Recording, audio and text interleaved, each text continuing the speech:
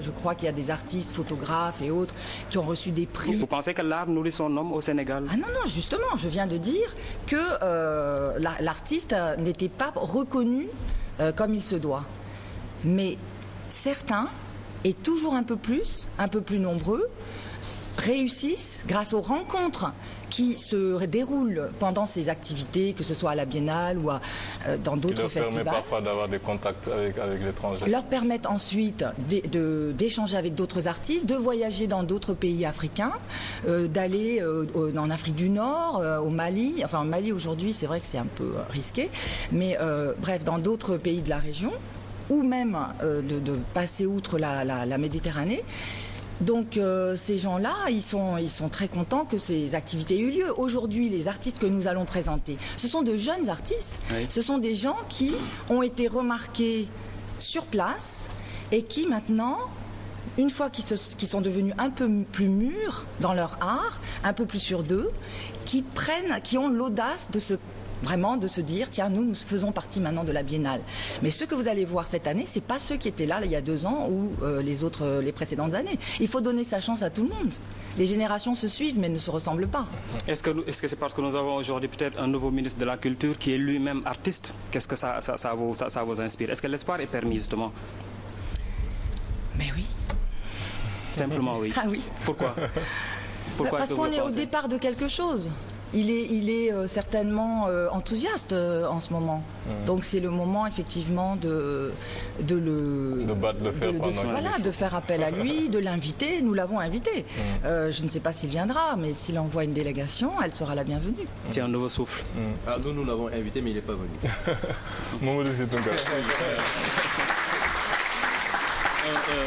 Natacha, pour vous, cette biennale, que vous allez délocaliser des activités au niveau de Toubab Dialaw. Le but pour vous, c'est quoi? C'est de contribuer à populariser la biennale ou de donner à ce terroir qui est Toubab Dialaw un souffle culturel.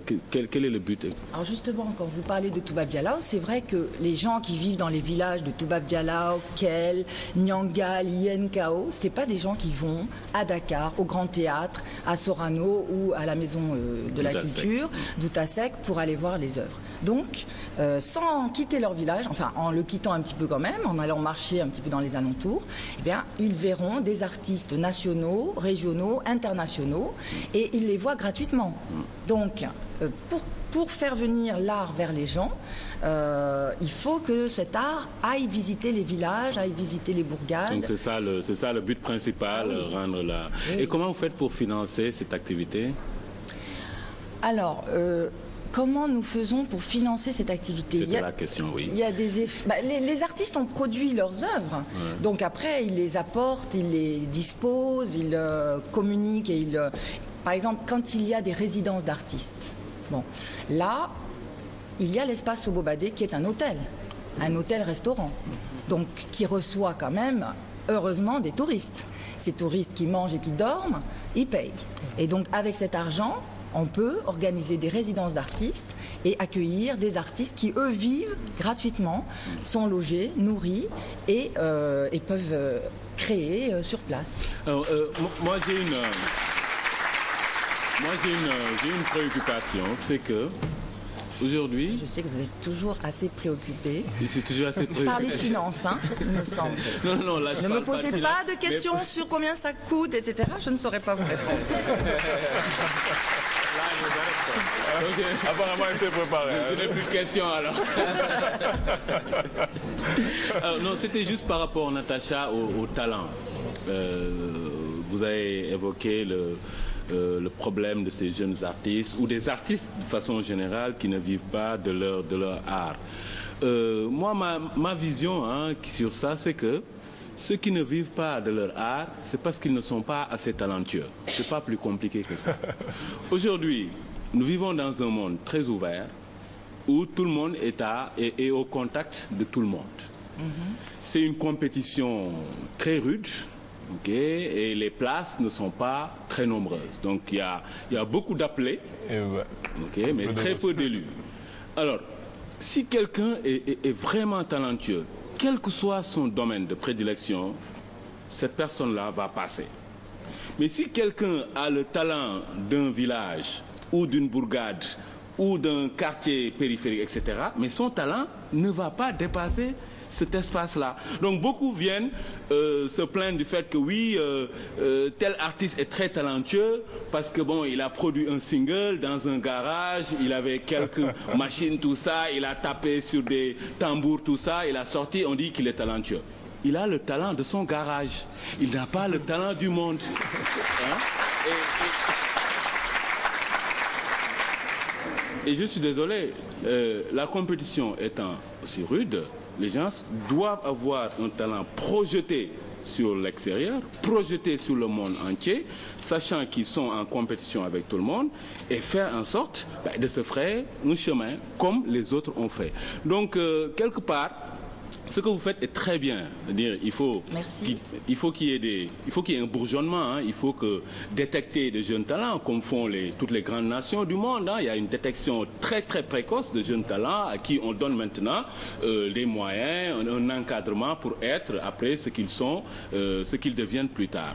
Donc, vous faites un travail qui est excellent de détection précoce, mais il faut pour cela expliquer aux jeunes artistes, expliquer à leur entourage que ce talent-là, qui est précoce, il ne suffit pas à lui-même. Il faut impérativement le projeter de manière beaucoup plus, j'allais dire, globalisée pour pouvoir faire, pour pouvoir tenir devant tous les autres. Sinon, on va avoir de jeunes talents qui vont penser que leur talent à eux tout seul suffit, et finalement, ils vont se retrouver comme sur la paille comme tout le monde. J'espère que vous devez travailler à mettre un accent particulier sur non seulement des écoles pour détecter les talents, mais encadrer ces jeunes-là et leur montrer que le monde ne s'arrête pas à un garage, un village, une bourgade, mais que le monde est beaucoup plus large. C'était ma préoccupation qui n'est pas financière. Oui, mais vous savez quand même que, par exemple, pour quitter ce pays, et voilà, j'ai envie d'aller en France, ok ? Je suis même invitée en France, Maroun Diaye par exemple, voilà, une danseuse d'art contemporain. Bon là c'est vrai que je quitte un peu l'art contemporain, peinture, sculpture. Je vous donne un exemple. Oui, la danse contemporaine. Ça fait des années qu'elle va en France, qu'elle a son visa et qu'elle fait toutes sortes de stages et de participation à des créations. Cette année elle n'a pas eu son visa. Bon, pourquoi ? Parce qu'elle n'avait pas 500 000 francs sur un compte ici. Je suis désolée. Elle a beau avoir un talent fou qui a été reconnu en France, en Belgique plusieurs fois. Les données actuelles, la conjoncture, ou je ne sais pas comment l'appeler, fait que il y a des choses qui la dépassent et qui font qu'aujourd'hui, elle reste au Sénégal, mais elle ne baisse pas les bras. Elle a dansé avec Ardoka dans tous les espaces à Dakar. Et les gens qui, comme mon père, sont un peu âgés et qui avaient envie d'être dans un air peu pollué, ont préféré aller vivre à Toubab Dialaw, mais ils ont voulu se rendre utile justement en détectant les jeunes talents.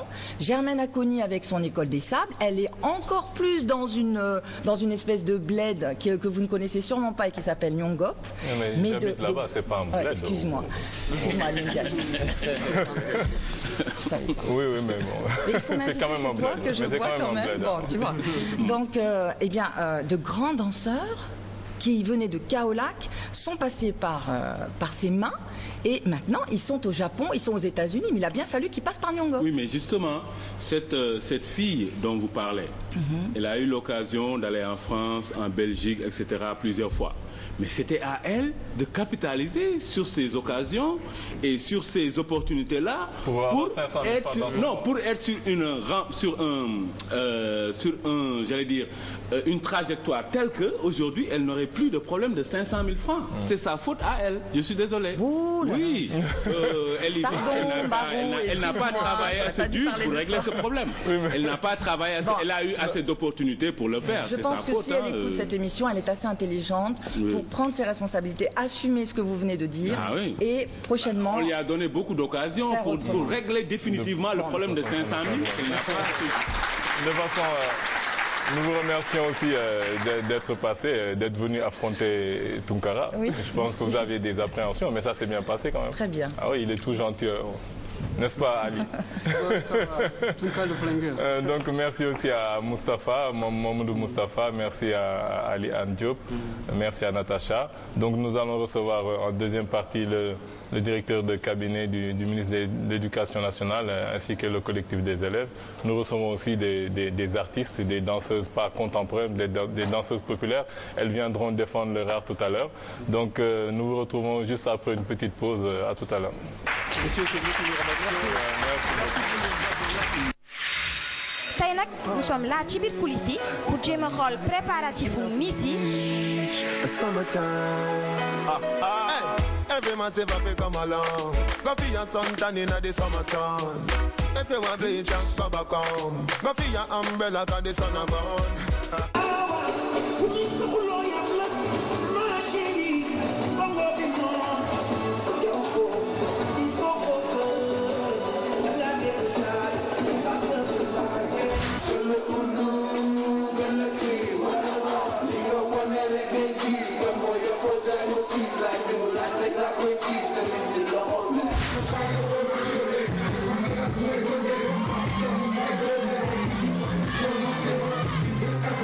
L'école Gaston Berger est une école phare à Guédiawaye.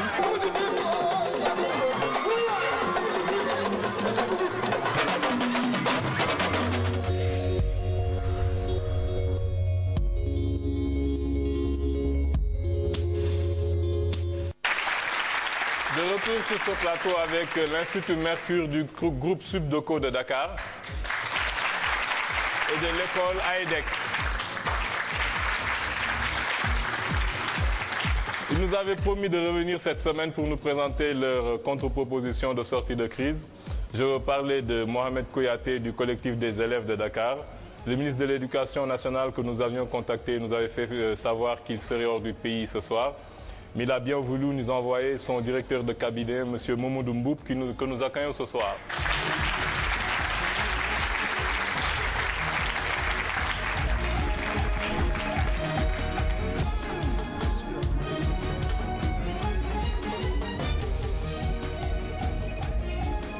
Monsieur Mboup, bonsoir.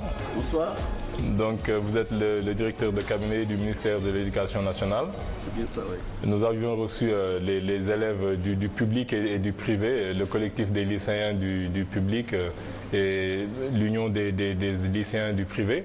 Nous avons beaucoup débattu la semaine dernière. Nous nous étions promis de revenir cette semaine avec les collectifs des lycéens pour qu'ils nous amènent des contre-propositions de sortie de crise, étant donné que ce que le ministre leur avait proposé ne les agréait pas.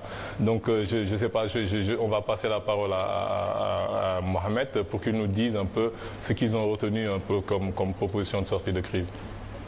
D'accord, je vous remercie tout d'abord. Donc, comme vous l'avez dit la fois passée, on ne voulait même pas faire de contre-proposition parce qu'on disait tout simplement qu'il n'y avait pas de solution pour cette année-là.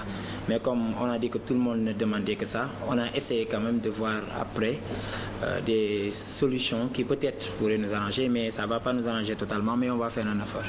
Donc, ce qu'on a retenu, c'est d'abord de tenir une seule session pour l'ensemble des élèves du Sénégal. Donc, sur cette solution-là, on ne compte pas blanchir vraiment. Cette session unique doit se tenir en mi-octobre. Obtenir des syndicats d'enseignement une déclaration publique dans laquelle il sera stipulé qu'ils poursuivront normalement, sans bâclage, les enseignements jusqu'au mois d'octobre. Avoir des assurances claires, précises et vérifiables sur la validité du diplôme. Déplacer la date des concours au mois de septembre. Ne pas comptabiliser les redoublements car les élèves sont abattus psychologiquement. Ne pas comptabiliser les redoublements.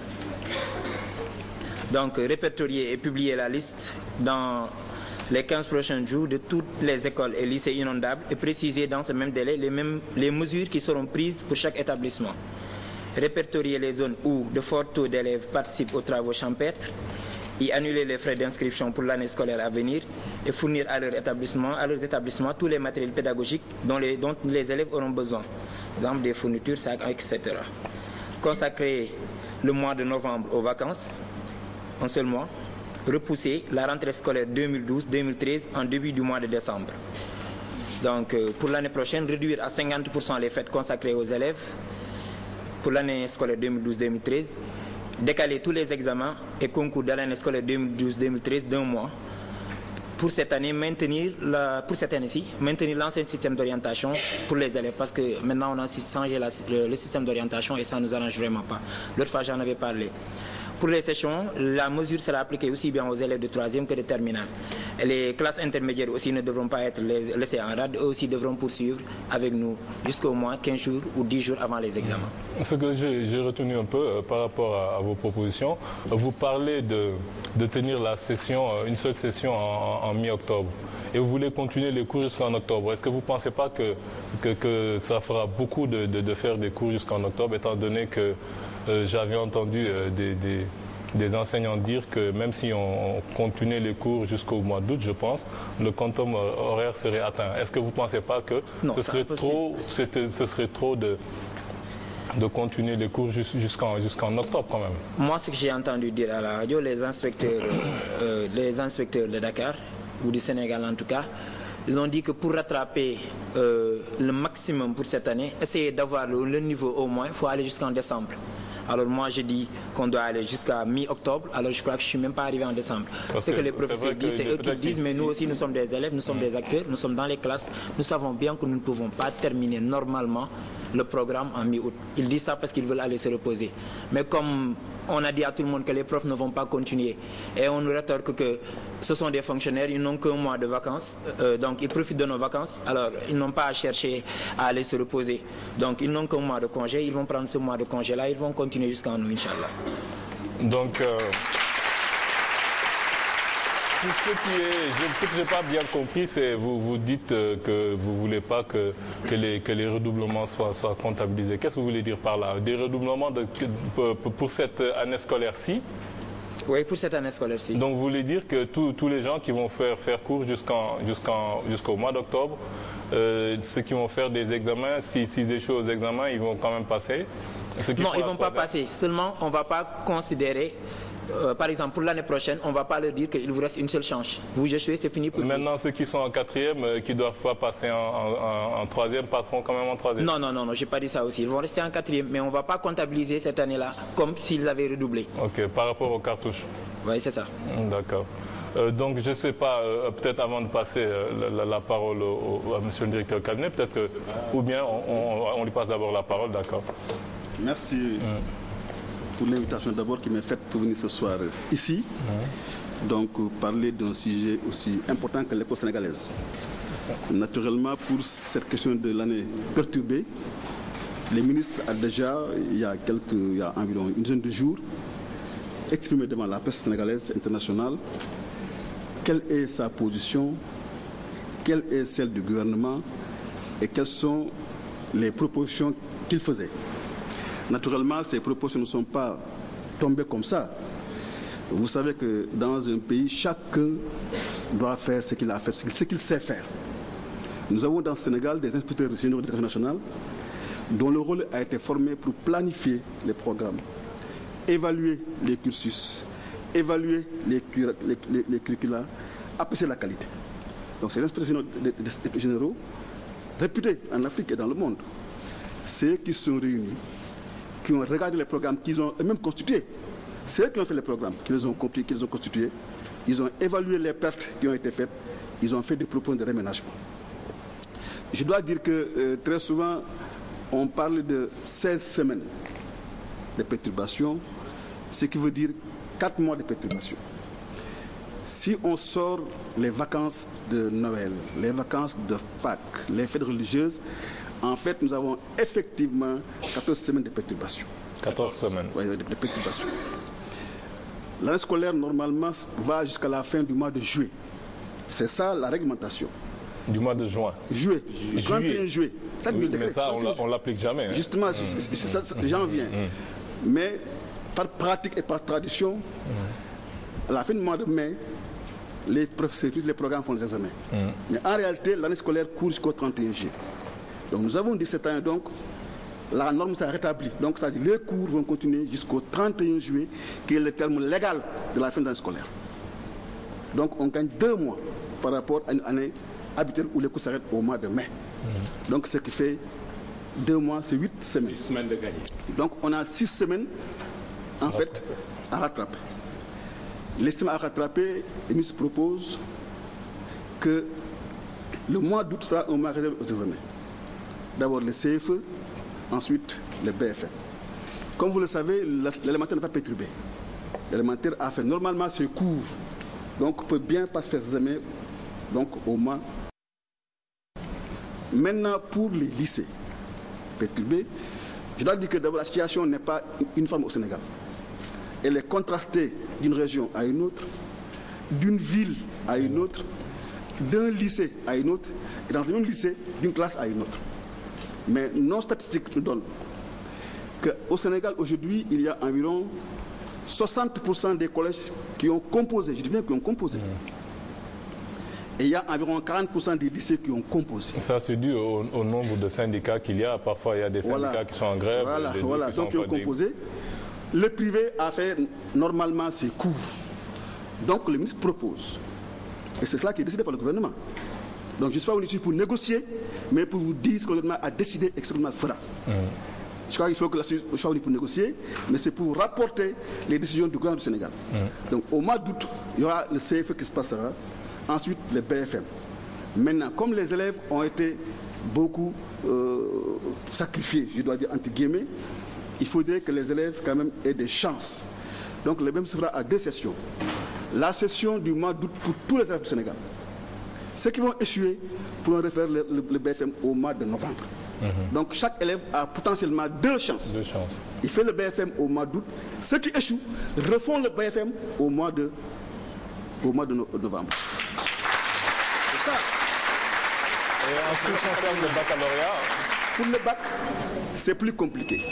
Le bac est régi par un décret 95-487 qui ne prévoit pas de session, qui prévoit une session ordinaire et une session de remplacement. Je dis bien de remplacement. Aujourd'hui, donc, les jeunes... Mais le BFM actuellement non plus... Non, le BFM est un diplôme local. Le bac est un diplôme international. Le bac permet à son détenteur d'accéder aux écoles et universités étrangères. Donc il faut que sa crédibilité soit préservée. Or, faire 2 bacs comme le BFM serait décrédibiliser le baccalauréat et empêcher à ceux qui l'auront d'accéder aux universités étrangères. Donc c'est la raison pour laquelle il y aura une session du bac qui se fera. Maintenant, les gens sont en train d'étudier. Parce que là, le décret dit que la session du bac a lieu une fois dans l'année. Maintenant, pour les élèves qui étaient retenus pour des cas de force majeure, ils peuvent faire une session de remplacement en octobre. C'est ça le décret. Maintenant, on est en train de voir comment interpréter ce qu'on appelle le cas de force majeure. De force majeure, pour que des élèves qui ne soient pas dans la disposition de faire le bac au mois d'août puissent faire éventuellement le bac au mois de novembre. Mais on ne peut pas faire 2 fois le bac, ça on ne peut pas faire et au mois d'août, échouer et reprendre au mois de novembre. Ça, c'est pas possible. C'est sans choix. Par contre, en tout cas, je ne dis pas que c'est sans choix, mais aujourd'hui, nous sommes dans un esprit pour sauver 2 principes. Le premier principe, c'est d'abord que le bac soit crédible. Pour que ceux qui ne l'ont pas n'aient entre les mains un papier. Donc, ce qu'on peut retenir actuellement, c'est qu'il n'y a pas de solution encore pour le bac. Disons qu'il y a des solutions. Donc les propositions peut-être des élèves, des lycéens qui sont en terminale, peut-être seraient les bienvenus. Vous savez, les élèves, ils les respectent. Tous les respectent. C'est mes enfants. Mohamed, je l'ai reçu 3 ou 4 réunions. Ils respectent. Mais il faut que chacun fasse ce qu'il sait faire. Un élève n'est pas outillé du point de vue pédagogique pour évaluer une année. Il faut qu'on soit sérieux. Il y a des gens dont c'est le métier qui ont fait tous les cycles d'enseignement, l'élémentaire, le lycée, l'enseignement supérieur, qui savent ce que c'est un quantum horaire, qui ont fait les programmes, qui ont proposé que des programmes de philosophie ou bien de sociologie puissent être réménagés en installant les mêmes compétences chez l'enfant sans les perturber. Donc ce sont ceux-là dont c'est le métier, c'est ceux-là qui ont proposé un réménagement, une façon de faire le bac. Donc le gouvernement s'en tient à cela. Ce sont ces techniciens, ce sont nos conseillers, ils travaillent là-dessus. Et cette semaine-ci, l'Office du bac va publier les dates du bac et les modalités d'organisation du bac. Donc c'est pour dire que nous sommes dans une logique très claire. Nous ne sommes pas dans une logique de négocier quoi que ce soit aujourd'hui sur ça. Nous avons discuté avec les enseignants, nous avons discuté avec les parents d'élèves, avec les élèves. Aujourd'hui, il y a une constante. Tout le monde veut sauver l'année. Tout à fait. Tout le monde. Les élèves, les parents, les enseignants et l'État. Et nous aussi, hein, et nous aussi. Nous avons demandé à nos spécialistes, dites-nous comment sauver l'année. Dites-nous comment faire pour que le quantum horaire de 900 horaires puisse être 900 heures puisse être rempli. Dites-nous comment faire pour donner des cours pour que aujourd'hui on parle plus de compétences que de connaissances. Comment faire pour installer chez les élèves les mêmes compétences avec une perturbation annuelle qu'on a connue. Les gens travaillent dessus, des commissions spécialisées, des profs d'université, des profs du lycée.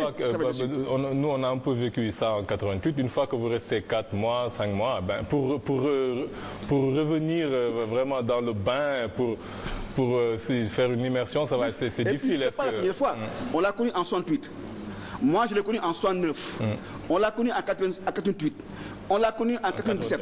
On l'a connu en 2007. Donc, ce n'est pas la première fois que le Sénégal connaît une année perturbée. Et ce n'est pas la première fois que le pays fait face à la situation et toutes les solutions adéquates. Donc, je pense que je demande tout simplement aux élèves qui sont nos enfants de faire confiance au gouvernement. Le président Macky Sall et l'éducation nationale prennent en compte les intérêts. Aujourd'hui, nous sommes là pour sauver l'année, mais en ne sacrifiant aucun intérêt des élèves. Aucun intérêt des élèves. Aucun. Je vais demander à mes camarades ce qu'ils en pensent. Babacar. Merci, M. Mbobo. Vous l'avez dans vos faits de propos évoqué un peu. C'est arrivé plusieurs fois au Sénégal jusqu'ici. À chaque fois, de façon cyclique, nous connaissons des perturbations de l'année scolaire. Aujourd'hui, en fait, à notre sens, nous, ce qui devrait intéresser, c'est de trouver la bonne solution, celle-là, qui permettrait que ça soit définitif, quoi. Ça veut dire que ces perturbations-là n'arrivent plus, pour qu'enfin on puisse donner à notre éducation sa vraie valeur, quoi. Aux yeux du monde, comme vous l'avez dit, c'est absolument important. Est-ce que vous travaillez dans ce sens-là aujourd'hui? Parce qu'en réalité, prendre en charge les perturbations que l'année scolaire a connues cette année et leur apporter des solutions en ne voyant pas un petit peu l'avenir, ça aussi, je pense que ça pose problème. Et ces élèves-là, moi, je les plains quand même. Parce que quoi qu'on puisse dire, ils vivent aujourd'hui une angoisse existentielle, qui est normale. Ils sont aujourd'hui en passe d'être vraiment l'agneau du sacrifice par rapport à tout ce qui s'est passé depuis le début.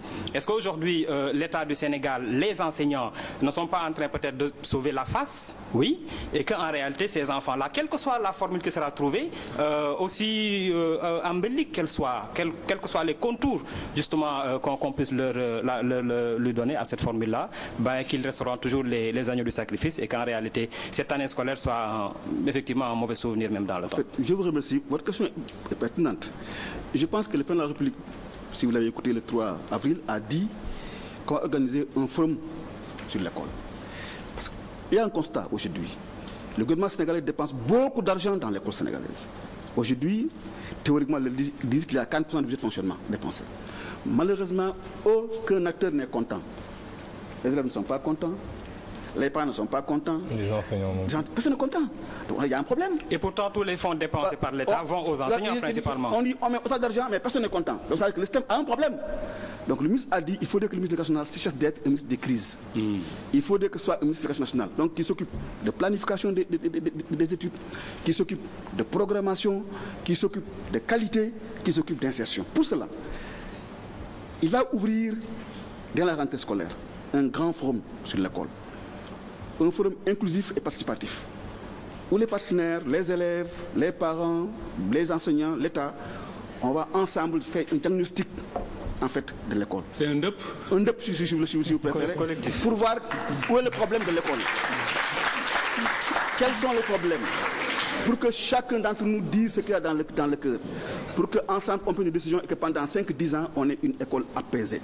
Parce qu'aujourd'hui, cette situation que nous vivons est une situation qui compromet notre avenir.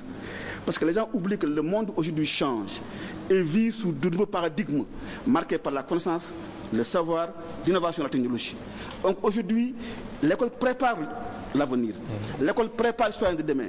Donc si ces gens sont mal préparés demain, ils ne seront pas aptes de prendre en charge notre devenir. Or, ce sont les pays aujourd'hui qui maîtrisent la science, qui maîtrisent la technologie, qui innovent. Ce sont ces pays aujourd'hui qui dominent le monde, imposent leur culture, leur idéologie et décident pour tout le monde. Donc, si le Sénégal va être présent au de demain, il faut dire que l'école sénégalaise... Dans le pays de Cheikh Anta Diop, dans le pays de Senghor, je pense que nous sommes outillés depuis plusieurs décennies. Donc, je ne pense pas que ce soit peut-être un nouveau paradigme. C'est peut-être, comme il a dit... Non, ce n'est pas du mondial, ce n'est pas pour nous. Aujourd'hui, que dans l'entreprise aujourd'hui, quel que soit dans le monde, ce sont ce qu'on appelle les ressources intangibles aujourd'hui qui font la différence. C'est la connaissance qui fait la différence. Or, l'école sénégalaise aujourd'hui a connu des crises qui l'ont complètement déstabilisé. Ça, je crois qu'il ne faut pas la situation qui sont déstabilisées. L'école William Ponty d'hier n'existe plus. Maintenant, il faut restaurer l'école sénégalaise. Pour cela, il faudrait que les gens fassent un DEP, comme l'a dit, autour de l'école, qu'on trouve des solutions appropriées, que chacun s'y met pour que l'école sénégalaise retrouve son lustre d'antan et devienne une référence. C'est ça notre objectif. Vous savez, la grève qui a eu lieu pendant 4 mois, dont les élèves ont été victimes, et je le regrette, c'est une grève que nous avons trouvée en place quand nous sommes arrivés au pouvoir au mois d'avril. Et en 2 semaines, 3 semaines, nous avons fait preuve d'engagement, de responsabilité, d'écoute, d'ouverture pour amener les partenaires sénégalais à se surpasser et aussi à accepter de lever le mot d'ordre. Je crois que aujourd'hui c'est cela. Aujourd'hui, nous ne ferons rien que sacrifier l'avenir des enfants. Rien que sacrifier. Et pourtant, M. Mbob, je ne vous coupe pas. Vous avez dit que vous êtes venu ici non pas pour négocier, mais pour... Je suis venu en tout cas véritablement décliner justement les décisions prises par l'État du Sénégal. Ça veut dire que donc la réflexion a été déjà faite autour de cela. Par les spécialistes. Et oui, les experts, vous les avez cités. Mais ces réflexions ont-elles été inclusives? Parce que j'aurais considéré moi comme un échec de votre part que justement ces réflexions aient tenu en compte l'ensemble des acteurs et qu'aujourd'hui nous ayons en face de nous des élèves qui continuent à réclamer, n'est-ce pas, donc en tout cas des solutions par rapport à cette dynamique-là. En fait, M. Côté là, oui. Eux et nous avons tenu au moins 3 réunions au ministère. Donc c'est des rebelles définitivement. Non, ce n'est pas des rebelles. Donc on a fait 3 réunions avec eux. On s'est réunis au moins 3 ou 4 fois avec les syndicats d'enseignants. On a rencontré les parents d'élèves. La COSIDEP, la suivi. Donc en fait, on a un partenaire. Parce que dans un pays, c'est un État qui décide. Il consulte, il écoute, il note et il décide. C'est ça un État. Aujourd'hui, l'État a décidé. C'est l'État sénégalais qui a la responsabilité première et dernière de conduire notre politique éducative. Ça, c'est sa responsabilité. De toute sa responsabilité. Donc l'État écoute, note, observe, analyse et prend en compte les éléments dont on peut prendre en compte dans le système normal. Aujourd'hui, l'État a décidé. Je crois que le ministre a déjà décliné son aménagement il y a 2 semaines. D'accord. On va passer la parole à Mohamed pour voir ce qu'il en pense. Ce que j'en pense, ce que j'ai retenu, c'est qu'il ne fallait même pas que je vienne ici. Parce que vous m'avez demandé de faire un effort avec les élèves. Vous savez, aujourd'hui, par exemple, vous allez dans une école comme l'imam, là, aujourd'hui, à 10h, il n'y avait pas de cours. Parce que les élèves ont dit qu'il arrêtait les cours parce que le ministre a parlé de 2 sessions justes. Donc, ce que j'ai retenu de ce qu'il a dit, c'est nous sommes venus ici pour donner des décisions, pas pour faire des négociations, pas pour parler de quoi que ce soit. Non, donc il ne fallait même pas que j'amène des contre-propositions. Vous savez, si... Non, si, comme ce qu'on a dit, c'est le gouvernement qui décide. Attendez, s'il vous plaît, c'est le gouvernement qui décide. Nous sommes d'accord, c'est l'État qui décide, qui prend les décisions finales. Mais si l'État sort ces décisions et qu'il y ait des partis qui ne sont pas d'accord avec ces décisions-là, alors on considère que ce sont des décisions qui ne sont pas bonnes et on n'a pas effectivement consulté tout le monde. Et vous savez, les professeurs, le QSAM, ces décisions-là, c'est les décisions que le ministre a prises. Il va les rechanger, coûte que coûte. Si ce n'est pas avec nos contre-propositions qu'on ne voulait pas faire, ce serait avec les contre-propositions des professeurs. Parce qu'ils ont dit qu'ils vont aller en négociation le 28 mai. Et quand on leur a donné le document, les professeurs rigolaient, sincèrement, comme nous on a rigolé. Donc ils ont dit, nous n'appliquerons jamais cela. Donc eux aussi vont venir avec leurs contre-propositions. Le ministre donc va revoir ces contre-propositions-là et va prendre d'autres décisions. Je vous signale qu'aussi, pour cette semaine-ci, on a, je crois, on a dit 3 à 4 fois à la radio, déjà parlé de 2 sessions, parlé de 3 sessions, parlé encore de 2 sessions. Hein, et venir nous dire que les privés... L'autorité est là devant nous. Je pense qu'ils sont les seuls habilités à pouvoir... À la télévision, le vendredi, c'est le ministre qui l'a dit, je crois, à la RTS. Donc que les privés catholiques vont tenir les examens en juillet. Il n'est pas à Dakar vendredi. Il n'est pas à Dakar vendredi. Il avait déjà voyagé vendredi. Il n'est pas à Dakar. De toute façon, on va passer la parole à Mamoudou Sy. On n'est pas sorti de l'ordinaire.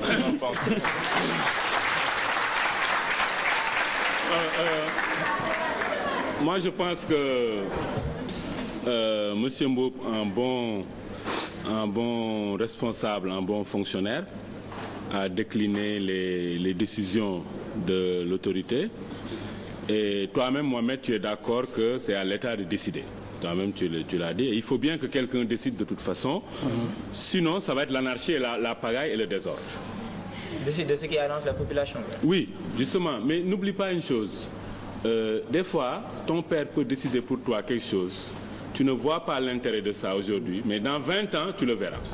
Ok, je le dis tout le temps à mes étudiants quand ils sont pas. Il ne s'agit pas moi, il s'agit pas seulement. Non, je parle des élèves. On parlait des décisions tout de suite, là, on verra si elles sont vraiment bonnes. Non, elles peuvent parler. C'est-à-dire on a dit qu'on a perdu 4 mois et que d'habitude on ne continuait pas jusqu'en juillet. Mais l'année passée, il y a des élèves. Chaque année, vous allez dans les écoles. Avant de tenir les examens, vous demandez aux élèves est-ce qu'ils ont terminé leur programme. Non, ils vous disent que j'ai utilisé jusqu'en juillet, j'ai pas terminé le programme. Oui. Après, maintenant, c'est ce qu'on nous dit qu'on n'est jamais arrivé en juillet, hein, donc.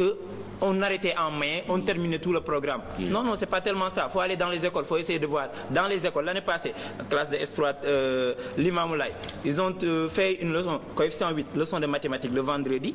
Ils l'ont eu en examen le lundi. Oui. Et avec ça, on dit que les élèves arrêtent en mai et ils terminent leur programme. Alors, c'est quel élève? On n'a pas dit ça. On a dit que les élèves continuent jusqu'au 31 juillet. C'est ça. Au mois d'août. Non, c'est que vous dites que d'habitude, au Sénégal, oui, mais il a raison. Nous, au mois de mai, on arrête. Il faut aller voir dans les écoles. Il a raison. Il y a les élèves. On a été élèves quand même. Bien sûr, nous aussi on est élèves. Oui, au mois de mai, au Sénégal, on arrête les cours. Il a raison. Historiquement, c'est comme ça. Oui, historiquement. Mais les programmes ne se terminent pas au mois de mai. Désolé. Ce qu'il dit aussi est vrai. Les programmes ne se terminent jamais au Sénégal. On est d'accord la dernière fois. Les professeurs ne donnent pas ce sur quoi les élèves n'ont pas été testés. On n'a pas dit le 31 juillet. Nous avons dit le 31 juillet. Ce qui est son cas. Nous avons dit on prolonge de 2 mois, donc le mois de juin et le mois de juillet, au 31 juillet. On fait le CFE parce que le primaire n'a pas été perturbé du tout. Ça, on en convient. On en convient, pardon. Maintenant, pour le BFM, on va le faire. Mais comme il y a des cours qui n'ont pas été terminés, on dit on fait 2 sessions du BFM. Tout le monde est convoqué. Ceux qui viennent réussir au BFM au mois d'août, tant mieux. Ceux qui ne réussissent pas, au mois de septembre, octobre, ils reprennent les cours. Et au mois de novembre, ils refont encore le BFM. Ça arrange tout le monde. Ça dit non, c'est réglé. Oui, c'est réglé. Mais la deuxième session du mois du BFM, ça va se tenir quand? Il a dit au mois de novembre. Au mois de novembre. L'autre fois, vous avez témoin de ce que j'ai dit. Ils ont dit que l'ouverture des classes se tiendra à date échue. Vous avez vu, nous, on a dit qu'il fallait tenir l'ouverture des classes au mois de décembre. Très bien. Donc, on peut tenir l'ouverture des classes. Si la deuxième session se tient au mois de novembre, quand est-ce que l'ouverture des classes dès le mois d'octobre, tout le monde sait aussi, par la pratique, qu'on ouvre vers la mi-octobre. Mais dans ce lycée, jusqu'en décembre, les gens s'inscrivent. Ça, c'est vrai. Ça, c'est un fait. Nous avons des enfants aussi dans le lycée. Donc, nous avons dit que dès octobre, on pense mais là aussi, comme vous avez dit tout à l'heure, ce sont des cas de force majeure. Il ne faudrait pas, comme l'a dit Babacar, qu'ils se considèrent, même s'ils ne sont pas, mais qu'ils se considèrent eux comme l'agneau du sacrifice. C'est-à-dire qu'il y a un aspect psychologique, je pense, qu'il faut prendre. Déjà, maintenant, pour reprendre les cours après 4 mois, il y a un aspect psychologique qu'il faut gérer. Nous sommes d'accord. Et aussi, il faudrait que la personne ne se dise pas qu'il y a 2 poids 2 mesures. Non, il n'y a pas une éducation pour les riches et une éducation pour les pauvres. Moi, ça, c'est pas ma conception. Pour moi, il n'y a pas élève du privé, élève du public, il y a élève du Sénégal. Nous voulons faire justice à tous les droits, aux droits de l'ensemble de nos enfants. Aucun droit ne peut sur notre droit. Je crois qu'il faut aussi que ce soit clair. Moi, je ne rentre pas dans les conflits, dans des problèmes idéologiques. Ça, c'est l'idéologie, ça ne m'intéresse pas. Ce qui m'intéresse, c'est le cas pratique. Moi, je suis dans un état. Ce que je veux, c'est faire en sorte que tous mes enfants fassent des examens dans de très bonnes conditions. Que les enfants ne soient pas sacrifiés. Que les enfants puissent faire le bac dans de très bonnes conditions. Pour cela, l'année exceptionnelle, vous le savez. L'État a pris des mesures exceptionnelles pour cela. Maintenant, pour les conséquences qu'il a soulignées, effectivement, ça, on peut apporter des éléments de réponse. Très bien. Mais donc, des conséquences. En parlant, supposons qu'on repousse les examens d'État. Les concours. Donc l'État, effectivement, a décidé de reporter les concours jusqu'après le bac. Donc cette répartition, elle est prise en compte par l'État. Les pré-inscriptions, pour ceux qui vont en Amérique du Nord, il n'y a pas de problème. Ils ont des sessions en janvier. C'est ça. Ceux qui vont en France, le ministre a rencontré l'ambassadeur de France la semaine passée pour discuter avec lui des possibilités de faire des dérogations aux élèves qui ont des prescriptions en France. Pour les orientations à l'université, nous avons dit qu'on va orienter sans que l'ensemble du bac ne soit achevé. Sessions sont en place. Donc, en fait, toutes les préoccupations sont prises en compte. Parce que l'État sénégalais est là pour eux. L'État sénégalais est là pour faire en sorte que chaque enfant ait, dans les conditions de crise que nous traversons, les meilleures conditions possibles. Pas idéal, mais je dis bien, en temps de crise, que chacun ait les meilleures conditions possibles pour avoir des chances optimales de réussir. Alors, monsieur Mboup, moi je suis vraiment d'accord sur une réalité, et Mohamed, tu devrais prendre ça en compte aussi, c'est que nous sommes en situation de crise. Par conséquent, il faut des solutions de sortie de crise qui peuvent être amères. On l'a vu au Sénégal, monsieur Amadou Toumani Touré, on l'a déposé, il y a une situation de sortie de crise, il a été obligé de quitter son pays pour venir se réfugier chez nous. Personne ne veut quitter son pays, mais c'est une situation de sortie de crise qui peut être douloureuse. Donc vous, toutes vos préoccupations, en ce moment, sont prises en compte. Ok, sauf bien sûr celle que vous allez considérer comme n'étant pas idéale. Maintenant, il y a une solution qui est très simple. C'est que, vous retournez en classe, vous commencez effectivement à faire cours, parce que tout le monde veut sauver l'année, vous voulez sauver l'année. Très bien. Depuis qu'ils ont quitté l'émission, il dit qu'ils sont en classe. Non, ça, c'est très bien. Ça, c'est très bien. Donc, vous êtes en classe, ok? Nous travaillons, nous tous, à sauver l'année. Maintenant, monsieur Mboup, il faut aussi que les étudiants, que les élèves, mais qu'ils soient rassurés, ok, de manière totale et complète, et que Mohamed, que vous n'arrêtiez pas. C'est pas parce que vous êtes en cours que vous allez arrêter de poursuivre vos revendications.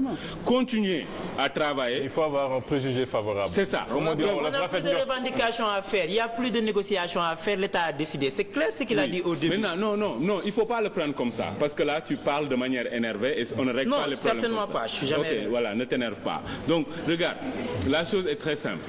Aujourd'hui, nous voulons sortir de cette crise. Comment? En sauvant l'année. Tout le monde est d'accord sur ça. Ok?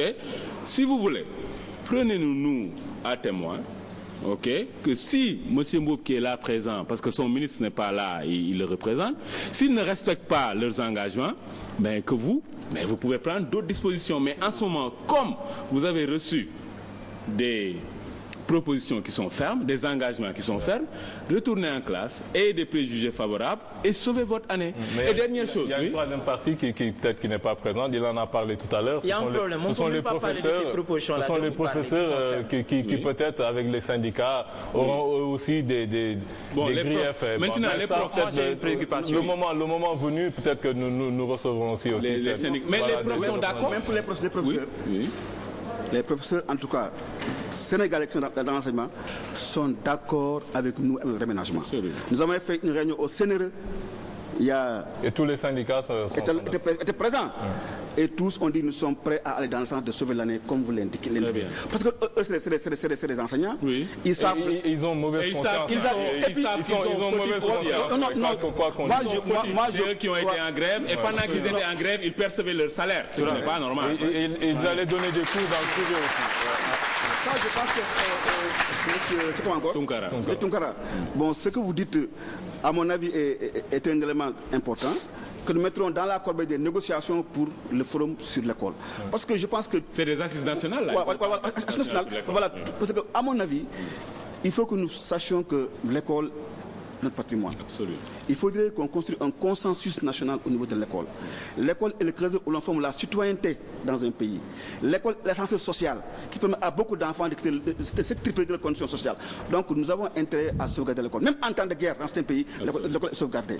Aujourd'hui en Palestine, malgré les conflits qu'il y a entre les Fatah et les Hamas, il y a un consensus. L'école, on la met en dehors. Je pense qu'il faudrait qu'on ait à cela, que l'école sénégalaise soit mise en dehors de l'estage. Si vous voulez, que soit nos convictions politiques, idéologiques. Alors moi, M. Mboup, j'avais un dernier point. L'école soit pour nous quelque chose que nous devons préserver. Alors moi j'avais un dernier point. C'est que Mohamed, vous ayez cette, comme dit Aluna, ce préjugé favorable-là, que les gens travaillent pour votre bien. Personne n'est contre vous et personne ne veut rendre votre année perturbée. Alors, de grâce, que les élèves aillent en classe, qu'ils n'aillent pas déloger qui que ce soit, qu'ils ne cassent pas de bus, qu'ils ne cassent pas de salle de classe et qu'ils ne fassent pas de troubles à l'ordre public. Ce que nous voulons, c'est quelque chose de très simple. Nous tous, nous sommes passés par des situations compliquées, l'année blanche, l'année invalide, tout ça. Nous tous, on a vécu ça et nous ne voulons pas ça pour vous. Vous êtes nos jeunes frères, vous êtes nos fils pour certains, hein, et il faut impérativement, et puis, Khaled Ayam Kilifa. Ok? Vous aujourd'hui, nous qui sommes vos devanciers, et aucun de vos parents ne veut que vous soyez dans les maisons à vous lever à 11h du matin, à être au bout de la rue, à boire du thé, à boire des trois normaux, à aller jouer au foot, à faire la pagaille. Personne ne veut de ça. Ce que nous voulons, nous vos parents, nous vous disons, retournez en classe. C'est là où se trouve votre intérêt. Et un être humain, toi tu es intelligent, ok, les autres élèves sont intelligents, et celui qui est intelligent ne fait jamais quelque chose qui est contraire à ses intérêts. Et c'est contraire à vos intérêts qu'il y ait année blanche. C'est dans votre intérêt que vous retourniez à la classe. Donc, de grâce, nous vous le demandons. Et nous pouvons nous porter garant ici. Nous avons une grande offensive alternative pour régler le problème de l'école. Depuis la dernière émission, je pense qu'ils sont retournés. Ils sont retournés. Mais nous devons être là aujourd'hui pour parler de ce qu'on va faire dans le futur, de solutions. Ce que vous avez dit, vous nous l'avez déjà dit. On a très bien compris. Il y a des choses que le gouvernement a dit, il y a des choses que les élèves veulent. Parce que vous avez demandé que les élèves puissent donner des contre-propositions. On amène ces contre-propositions-là, on n'en parle pas. Ce que le gouvernement a dit, on n'en parle pas et on continue sur le débat de faut retourner. D'accord, ça on l'a déjà fait. On a compris tout cela. Ils ont pris en considération. On a parlé de l'ouverture des classes tout de suite. L'ouverture des classes ne peut pas se tenir à date échue. Ça, c'est impossible. On ne peut pas demander aux élèves d'aller jusqu'en novembre et de tenir l'ouverture des classes à date échue. Mais attends. Nous aussi, on n'a même pas, ne raisonne pas de date. Non, ne raisonne pas comme ça. Comme il a dit, monsieur. Il faudrait au moins qu'il essaye d'apporter des réponses pour dire qu'il y a telle et telle chose. Il ne faut pas que chaque fois on contourne ce que nous disons. On peut écouter un peu. Voilà, Mohamed, il a fait. Il a dit. Nous sommes en situation de crise. L'ouverture de classe sera une ouverture de crise. Parce que l'année a été perturbée. Donc, c'est une ouverture normale présentement. C'est une ouverture de crise. Si on repoussait l'ouverture des classes, là, c'est une ouverture de crise. Et il a dit quelque chose d'important. Il a dit quelque chose d'important. Mohamed, ce n'est pas votre métier. Ce n'est pas votre qualification de décider de ces choses-là. Il y a des gens qui ont passé toute leur vie à faire ça. C'est leur job. Qui décident de faire ça. Et ils décident pour nous. Oui. C'est ça qui est important. C'est cette même lancée-là. On décide pour nous, mais on la ferme. Peu importe ce qu'on décide, on l'applique. Mais c'est pas comme ça qu'on doit fonctionner. Ne dis pas ça. C'est ce que vous me dites exactement. S'il y a des gens qui décident pour nous, qui doivent décider, donc nous, ils décident, on l'applique et on la ferme, même si ça nous arrange pas. Déjà qu'on... Non, on dit il y a des gens qui écoutent ce que vous dites et qui décident. C'est ça qui dit. Pour terminer, on laisse juste parler. Ça nous avance pas vraiment. On n'est pas encore au bout du tunnel avec ça. Ça veut dire vraiment que la crise est en l'état encore, qu'il reste des choses à voir. Et je pense effectivement que si nous parlons un petit peu, si nous anticipons sur les choses, peut-être c'est ce ndep collectif-là dont parlait Tounkara qui va régler ces questions. Mais j'ai une préoccupation, sinon même deux, exactement réparties entre M. le directeur de cabinet et Mohamed. M. Mboup nous a dit tout à l'heure qu'en tout cas par rapport au BFM, les élèves avaient la chance d'opérer deux fois. Je pense que pour s'ils ont cette capacité-là, véritablement, ou en tout cas cette opportunité de faire examen deux fois, il leur appartient de prendre leur chance à deux mains et puis de réussir. On ne pourra rien reprocher en tout cas aux décideurs. Mais par rapport au bac, moi je reste là-dessus, parce que vous avez évoqué un bac aléatoire, c'est-à-dire un bac qui sera étudié, en tout cas une session de remplacement qui sera étudiée au cas par cas.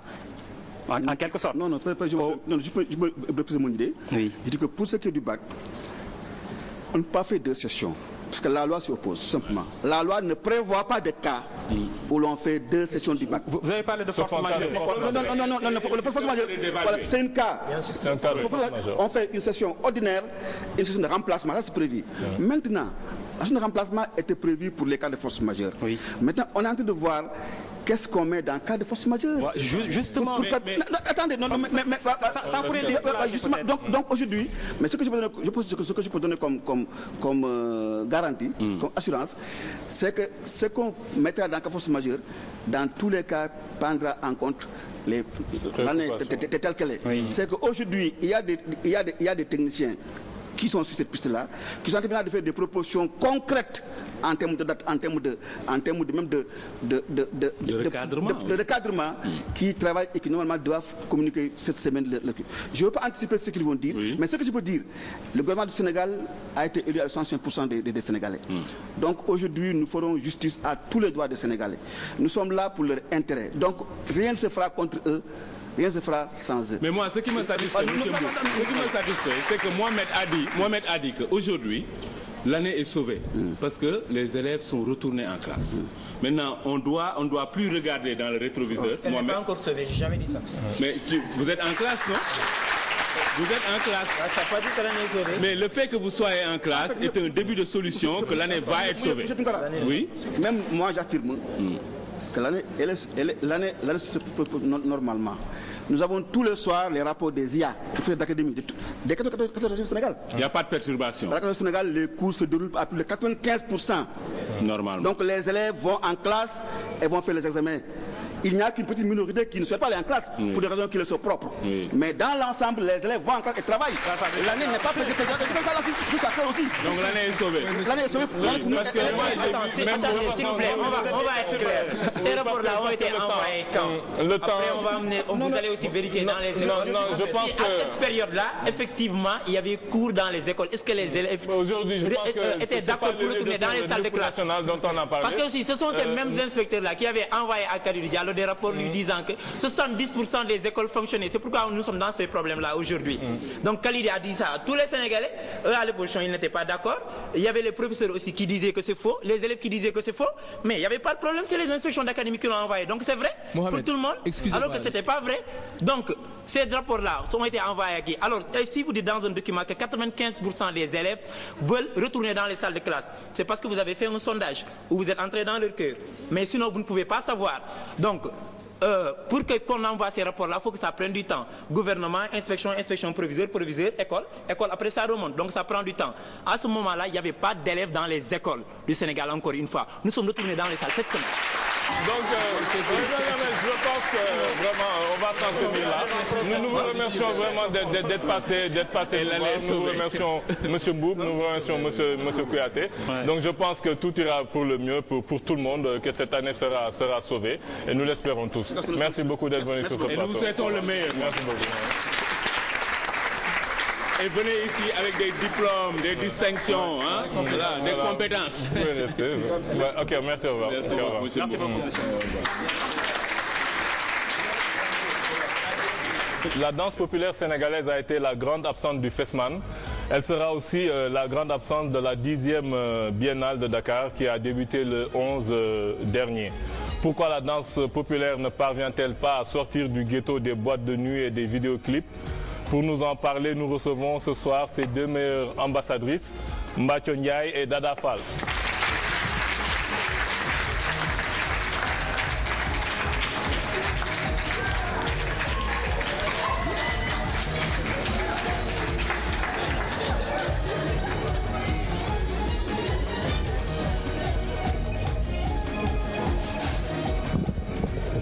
Donc ñu ngi leen di nuyu bu baax Mbathio, Dada.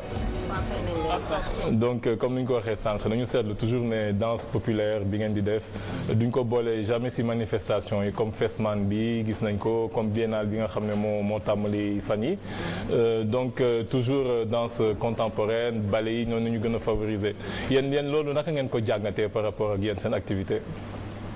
waaw asalaamaaleykum d'abord maa ngi nuyu ñëpp ñi nga xam ne ñoo fi nekk di nuyu képp ku nga xam ne yaa ngi seetaan 2STV di leen remercier ci invitation bi di nuyu képp ku nga xam ne yaa ngi ci plateau bi loolu gisewu ma ko nen en tout cas man def naa sama place bi nga xam ne mooy danse bi ñu boole ma ci ñu ñàkk ma ci boole doo dem fenn ci monde bi wala nga dem fenn ci Sénégal te duñu lim benn fecckat wala ñaar te duñu ma ci boole loolu maa ngi ci sant yàlla di ci gërëm waa Sénégal ñi nga xam ne ñoom ñoo ma accepté pour ma ñëw ci seen biir te mënoon nañ ma bañ a accepté aussi maa ngi ci sant yàlla bu baax di gërëm sama ñaari waajur. mais est-ce que loolu du problème par rapport ak bu amee comme suñu waxee biennale des arts contemporains nga xam ne lépp luy art contemporain mi ngi si bokk danse si la bokk bon dinañ jël artistes yi si domaine yëpp te pourtant artistes yi nga xam ne ñoom nañu gën a gis comme li ngay wax ñëpp dinañ leen xam si clip yi dinañ leen xam si yenn manifestations yi yéen bu ñu leen sudul boole loolu jàppoo ne c'est pas lu anormal la tuuti wala yéen est-ce que def ngeen effort bi tax ñu mën leen intégrer si genre manifestation yi. non jàppewu ma ko dara parce que booy def sa liggéey nga gëm li ngay def mën na la leer ne yow fépp fu ñu woo nit mën nañ la fa woo ñu woo ñu ci ak ñu bañ ñu ci woo ñun dañuy génn di dem Europe wala ñuy dem feneen di exporter li nga xam ne moom mooy suñu danse te nit ñi bëgg nañu ci loolu comme ni ma la ko waxee sànq rek buuxante dafa am buuxante nañ ba bokk doo tudd kenn ku dul ñaar nga baal ma ci répétition bi te doo ñu tudd kon loolu amul benn problème ñun ñu ngi génn di wane suñu aar nit ñi bëgg nañ ñu ci loolu amul problème loolu. Dada yow lan nga ci xalaat tamit.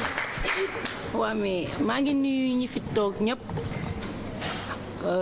kontaan ci invitation bi tamit comprendre nga comme ni ko Mbathio waxee kontaan ci yéen aussi ak ñiy seetaan 2STV waaw comme ni ko Mbathio waxee parce que li ngay expliqué noonu du problème bokk ci ñàkk ci bokk man def ma ko problème man daa parce que ñoo ngi sant yàlla ñoo ngi voyagé comme ni mu ko waxee mënoo fee tudd ay feccikat 2 3 4 tuddoo Mbathio wala tuddoo Dada sant yàlla la ñoo ngi tourné suñu ay clip sant yàlla quoi comprendre nga parce que loolu mën nañ ko def te peut-être li ñuy gagné fële duñ ko gagné foofu ñooy sant yàlla.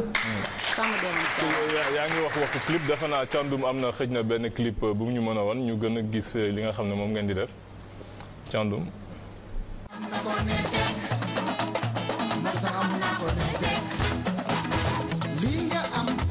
lii nga am bul yaakaar ne yow rek yaa ko am lii nga man bul yaakaar ne yow rek yaa ko man keneen dem na fa ne tek man sax dem na fa ne tek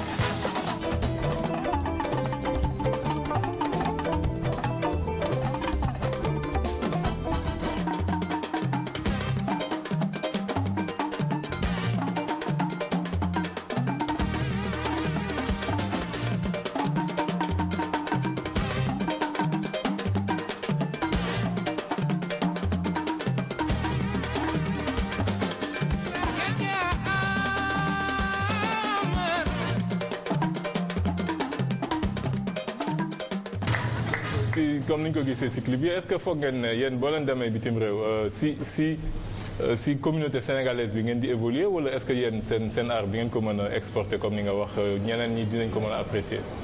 waaw ñeneen ñi dinañ ko mën a apprécier parce que xam nga ne lu ci mel ni 2S dem na partout dans le monde boo demee lu ci mel ni Japon wala nga dem France foo mënti dem ci monde bi ñëpp a ngi koy seetaan. mais est-ce que si communauté sénégalaise bi ngeen di yem wala yaakaar ngeen ne peut-être mën ngeen def ay chorégraphie yoo xam ne ñeneen ñi dinañ ko mën a apprécier yeneen communauté yi. waaw effectivement dañuy def ay chorégraphie parce que dañu am suñu groupe de danse maa ngi am sama groupe de danse les arcs-en-ciel ma leen di nuyu de passage ñu ngi may jàppale ci liggéey bi dañuy def suñu chorégraphie yu nice te xam nga tubaab yi suñu chorégraphie la ñu bëgg kon bu ñu gisee ñu def ay chorégraphie ñoom tamit dañ koy apprécier bu ñu demee ci ñoom dañ ñuy bëgg teg ñu foo xam ne teguñ fa sax ñoom ñi nga xam ne ñoom la ñu bokkal benn kii bi ñuy wëy wala ñuy def leneen kon loolu sant yàlla la bu baax ñoom dañ ñuy apprécier bu baax te bu ñu demee ci ñoom la ñuy dem fekk leen ñu jaxasoo ak sénégalais yi nekk foofu ñu def suñu prestation.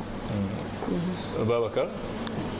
waaw maa ngi leen di nuyu baax dafa am xam nga nag émission bi moom dañ ko fi lal pour di xool li nga xam ni xëy na doxul wala jàpp nañu daal war nañ ko gën a mën a améliorer làbbale ko ci réew mi moom lañ fi waxtaane xam nga dafa am lu juyoo maanaam li tubaab di wax paradoxe ci yow li ñu dégg nga wax ak soxna si Dada ci wàllu fecc bi ngeen def ci réew mi xam nga fecc moom ci aada la bokk ak cosaan ñun ñu amoon président bu tudd Léopold Sédar Senghor mu bàyyil ñu fi en tout cas def lu bëri ci loolu ñu koy wéer tim parce que nit ki bu sa culture maanaam sa caada génnee ci yow dara desatul ci yow waaye question bi Alioune posé laaj leen dafa mel ni da ngeen ko ñemewul ndax nag tontuwu leen ci waaw xam nga liy jiwoo moom mooy lan moom mooy ngeen nekk ñoo xam ne réew mi ñëpp d'accord nañ parce que yéen a ko wax.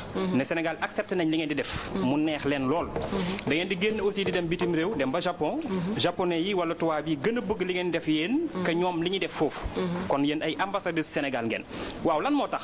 bu Sénégal ootee. xam nga li olof lañ naan kuy wàlle yaa ne dangaa sa dëkk dafa tëggul. fii dañ fi oote Fesman. Fesman doon loo xam ne Afrique ak diaspora am ñëpp dañ fi tajal luy der bu ñuul rek la nga am ci caada nga wane ko fi. mais kooku ñun gisuñu lan moo war mu tax c'est-à-dire raison bu valable bu objective. ba tax yéen li ngeen di def. wane wuñ ko foofu mu fes. amul kooku moom mënul dugg suñu bopp. bi ci des mooy biennale bi Aline Egg wax également nga xam ni ñaari at yu nekk day am ci réew mi. mais lan moo tax ba yéen li ngeen di def Sénégalais yi bëgg nañ ko. te yooyu yëpp dañu yaakaar dañ ko fi def ndax doomu réew mi mun cee jëriñu. ngeen génn ci biti tam tubaab yi gën ko sax bëgg ñoom la ñuy def seen réew yi. te yéen mënuñ leen boole ci loolu fii. man kooku ub na sama bopp. xëj na kay da ngeen di wax ne xëj na yéen am na lu leen di maanaam lu leen di tënk. lu leen di baare pour ngeen àgg fa. loolu lañ bëgg ngeen wax ko est-ce que ci nguur la est-ce que ci yéen ni ngeen di defee la. wala est-ce que ci waa réew mi la nga xam ne li ngeen di def ñoom ngeen koy defal loolu foog mu leer ci suñu bopp. waaw loolu yëpp dëgg la xam nga wax jooju dañ ci tontu woon ba pare. waaw man duma ci mën a ñëwaat duma ci mën a sori comme que dañ ñu ciy def boolewuñu ci man Mbathio bokk luñ ma boolewul bokkuma ci. duma dem mais lu tax boolewuñ ci ñoom dañ leen koy laaj ñoom ñu koy organiser man doo ma ko laaj parce que man loolu sama yoon nekk dañ ma cee woowul dew ma ci. xëy na nag dina tane parce que am nañ ministre de la culture muy suñu tonton Youssou Ndour xëy na dina tane. waaw baax na ndax ñoom ñun dañ jàpp ne rek. ñu ngi ñaan nag mu tane parce que moom mu ngi fi te moom artiste la artiste bi xam na yoon bi nu mu méttee dinañu gën a jàppale. dañ jàpp ne ñoom yéen lañ fi nekkal. ak waa réew mi yëpp. du dëgg. kon xëy na tey kon da ngeen di dénoncer wala maanaam da ngeen di ñaawlu daal. est-ce que loolu la. li war mun tax ba danse populaire bi ngeen di def yéen. ñoom ñi nga xam ne ñoom lañ dënk ñu yore ay kuréelu réew valoriser wuñ ko wala jàppale wuñ leen pour ngeen gën ci mën a jëriñu réew mi également man loolu dérangé wu ma xam nga lu tax ñoom suñu jàppalewul fi ci dëkk bi lañ dëkk graaw yeneen dëkk ñu ngi accepté ñu ngi ñuy jàppale est-ce que yaa ngi dégg xam nga lan moo métti nga nekk ci dëkk jàppale wuñ la nga toog croiser les bras def loo dara et puis les temps la man boog daa awma temps officiellement bi actuellement nii sérieusement après weesu mbote. jàpp nga ne biennale bi retard la quoi. waaw man sama gis-gis. ci man actuellement nii autant ba daal di doo ko commencé peut-être doon naa ko bëgg mais actuellement nii. non ak li fay daje yëpp ci kàngam. non ça va. Laay ça va. waaw yéen. Laay ça va. fecc bi ngeen di fecc. boo ko xoolee yow Dada. waaw. Dada est-ce que fecc bi moom moo tax yow nga bët sa kanam nga am ay piercing. mus nga ma ko wax nag quoi ni ma affaire dafa nice xamoon naa di nga ko tuddaat ci tey.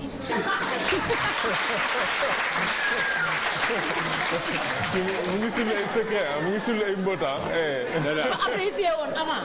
mais tey na apprécié grawul quoi après. mais Dada léegi da nga may sosal. non du sos dëgg la na apprécié mais.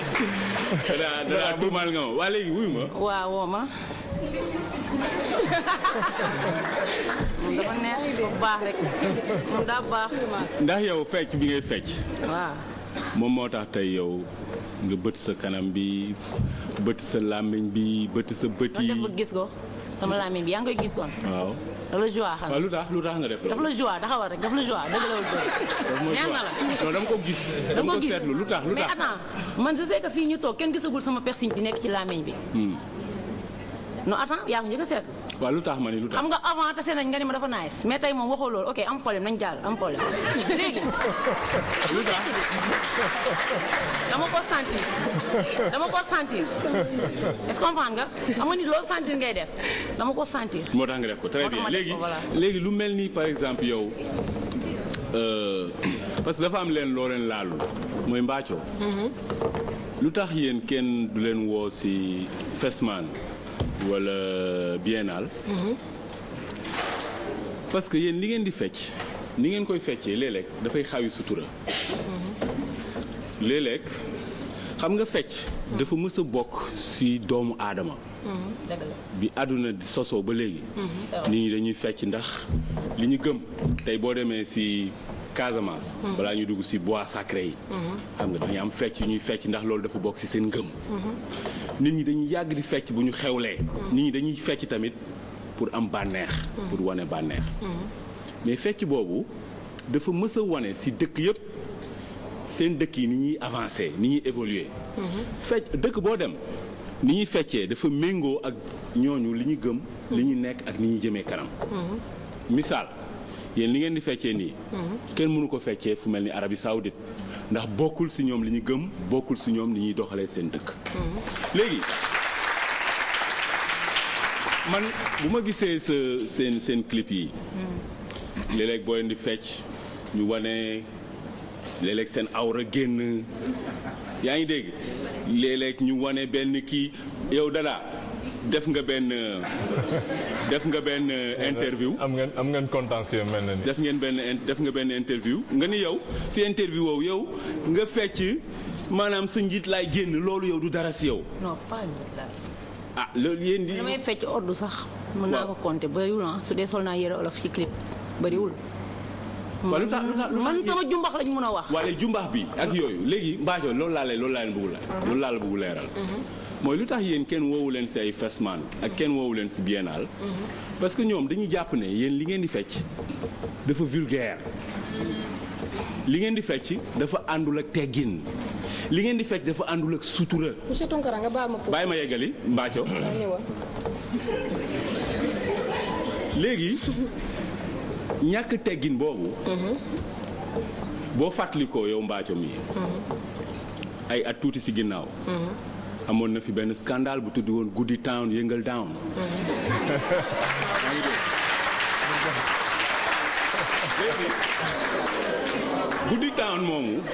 Goody Town moomu Dada bi mu xewee seen mbokk yi ñoom Ndeye Gueye ñoom Ndeye Assou Gueye ñoom Fatima ñu jël leen ni leen ràpp ci kaso bi ba pare fukki fan ak ñett def nañ ko ci kaso bi ba pare juge bi ne leen àttekat bi ne leen juróom benni weeru yàlla da leen di contrôler léegi bi àdduna sosoo ba léegi ñu ngi soo a gis nit ñu fecc ñu jël leen tëj leen ndax fecc boobu yaa ngi dégg ba pare man àttekat boobu dama àndul si lu mu def ndax loolu fecc tëj boobu ñu leen tëj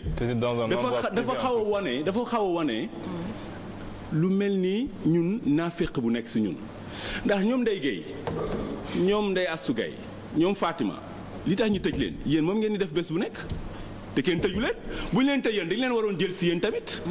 waaw. àttekat boobu pareeguma Mbathio après Dada Mbathio après Dada. waaw waaw ma pare na waaw waaw Tounkara may leen Mbathio après Dada non vas-y non s'il te plaît Tounkara may ko d'abord après Dada après nga ñëwaat waaw vas-y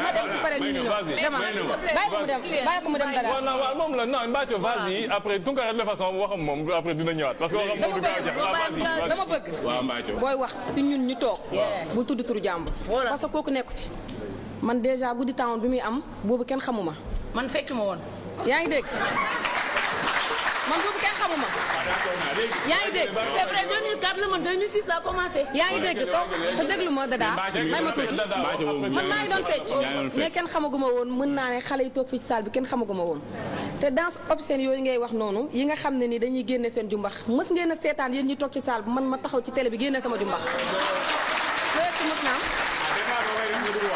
man waxuma Dada moo koy def de moo ngi toog Dada sama sœur nga mënoo ma jeex sek Dada moo ngi toog Dada sama sœur li may fecc ça fait deux bokkul ça fait deux ku nekk ak sa li ngay fecc ça fait deux yow lëmbal ngay fecc yow kuy fecc lëmbal ci yéen yow yaay fecc lëndal waa léegi man sama laaj pare boo ko gisee dama ñëw fekk aar bi saturé ku nekk di def sa façon ma gëm sama bopp ñëw créé lëmbal est-ce que yaa ngi may dégg yaa ko créé man maa créé lëmbal man fii kuy général la nekk général mais man maay général lëmbalkat yi waaw léegi Dada généralu lëmbalkat. waaw xam nga généralu lëmbalkat boobu muy wax ñun tey suñu dëkk bi ñëpp dañuy d'accord ñëpp dañ si ànd ne ko jikko yi dañu commencé di yàqu bu baax. ci fan la yàqoo ci fecc. si laay ñëw Mbaaco si laay ñëw. ah Tunkara yow mën nga tooñ de. Mbaaco si laay ñëw de jikko yi dafa yàqu si tey. pourtant dañu xale yi ñu ngi ñuy roy. waaw bàyyi ma pare. boo duggee tey benn kër. bàyyi ma pare. waa pare. moom daa baax. jikko yi dada waaw bàyyi ma pare. non dagguma la dinaa la bàyyi nga pare mais am na benn affaire boo xam ne dama koy bañ a fàtte parce que nee nga yow suñu demee Arabie Saoudite xaw ma je sais pas bu ñu fa demoon di fecc tey xam nga. dañ leen di tëj waaw dañuy tëj. ko fecc de. non. pourtant de Tunisie réewu arabe la. te man dama fay dem chaque année. te étudiants ya fa nekk ñoom ñoomay woo te ci dëkk bi la ñu basé wu. waaw Tunisie ak Arabie Saoudite bokkuñu ay loi mais Tunisie yëru olof la ñu sol. waaw mais bokkuñu ay loi ku fa def danse obscène ñu tëj la. bokkuñu ay loi nag ñoo Arabie Saoudite bokkuñu mais loi. benn la rek presque parce que dëkk arabe la. non Mbacke du benn. waaw ma ne da ngaa wax bu ñu fa demee di fecc kenn duñu xool du loolu nga wax ñoom bu ñu ñëwee fi fecc est-ce que dina leen xool. ñoom déedéet. waaw mu ngi noonu nag. waaw léegi problème bi amala la ku nekk sa choix. dëgg la comment nga. dëgg la man dem naa Maroc Arabie Saoudite boobu ngay wax dem naa fa dem naa Gabon. fecc nga Arabie Saoudite. waaye doo ko waaye wala boo waaw. dem naa fa. waaw léegi. bon neexu ñoo yedd léegi Mbacke dafa am lu ma leen bëgg laaj yéen fecckat yi am nga yéen ay ambassadeur Sénégal ngeen da ngeen di dem si réew yi di fecc di représenter Sénégal mais yéen ni ngeen di représenter Sénégal dañu bëggoon mu wone maanaam ñun solo Sénégal si sunu wàllu. mais est-ce que Tounkara comme li nga doon wax sànq hypocrisie bi mais est-ce que du loolu xëj na moo am un peu si dëkk bi parce que bu dee ñoom succès bi ñu am comme ni ñu ko waxee am ko fii si Sénégal am ko ñëpp di leen di oo ñuy teg clip bi télé ñëpp di seetaan kenn du ko censurer est-ce que du loolu mooy wane ni ñun exactement loolu xëj na mooy suñu culture. et que li ñuy wane si danse contemporaine yi c'est peut-être quelque chose qu'on veut véhiculer mais gëmuñu ko daal et que gars yi bon moytuwul loolu nañ gëm. parce que xale yu jigéen yi ñoom tey amaana li ñuy def bu ñuy fecc wane seen mbaax chaque jour ñu génne fecc boo xam ne lëmbal ak yooyu amaana loolu dafa mel ni ñoo gën a doy waar sama lëmbal bi liggéey la dafa am clip boo xam ne Mbacco moo koy fecc am clip boo xam ne pour Ndeye Gueye la am boo xam ne pour Oumou Sow la ku nekk loo tële am na loo mën sa morom mënu ko maay général lëmbalkat yi dafal naa ko ma wax la fii ku fi teg clip mu am lëmbal da ngay wooyu dara mu ñëw du question dara mais sama liggéey la. dara loolu lëmbal bi du dara taxawal rek non dama ciy bàkku sama liggéey la. dama ciy bàkku de. affaire bi job la. waaw parce que su ma ci nekkul woon est-ce que dinaa mos a yëg avion wóoruma yàlla moo xam. comprendre nga est-ce que tey jii yi may gérer jàppale samay parents est-ce que dinaa ko def wóoruma. te loolu yëpp si fecc bi nga koy jëlee ma dépendre ma ci benn xale bu góor. waaw dépendre ma ci benn xale bu góor ñëpp a ngi may jël. may liggéey maa gëm sama bopp ma. bon yéen fecckat yi. te dagguma la mais li may wax. li may seetaan xam nañ ko. grand fecc métier la de. waaw. léegi yéen fecckat yi foofu rek laa yem nag fecc métier la gaa yi ngi tekki de. di defar ay bagages. billaay wallaay lu leer laa la bon léegi yéen fecckat yi Mbacco yéen fecckat yi dafa am ñaari mbir yoo xam ni. dafa feeñ si yéen. mooy yéen li ngeen di fecc dafa mel ni jàngu leen ko. da ngeen maanaam dafa ne si yéen rek ngeen koy fecc. est-ce que kenn si yéen dem na si école lu fecc. man de jànguma fecc moom. très bien yow tam jàngoo très bien est-ce que yow mus nga. caméra woman moo nekkoon sama liggéey 6 ans laa ko def. d'accord léegi Dada. am naa métier. def naa mécanique 4 ans encore. comprendre nga mais fecc bi dafa gën a yomb. dëgg la ba pare liggéey bi gën a neex. dëgg la comprendre nga xaalis bi gën a yomb foofu. waaw d'accord léegi li ma bëgg laaj yow est-ce que yow Mbacco est-ce que mus nga lire livre si fecc. livre ci fecc mos nga ko lire. Dada yow mos nga lire livre ci fecc. man damaa jàng lu may lire ay fecc man temps boobu sax laa amul wuy ma.